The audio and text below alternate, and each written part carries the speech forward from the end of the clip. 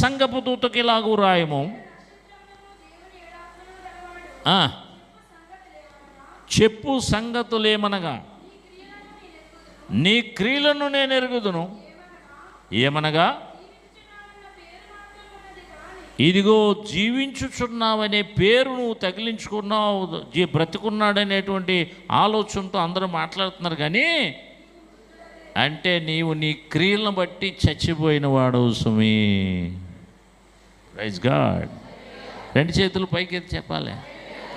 అందుకనే మరి దేవుని బిడ్డలు మారు మనస్సు పొందితే వారు పాపము విషయంలో చచ్చిపోయిన వారి వలె ఉండాలి అంటాడు. ఎలా ఉండాలి? పాపము విషయంలో చచ్చిపోయిన వాడుగా ఉండాలి.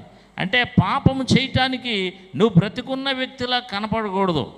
బ్రతికున్నప్పటికీ పాపం చేస్తూ ఉంటే వారు దేవుని దృష్టిలో ఏమై ఉన్నారు? మృతులై ఉన్నారు.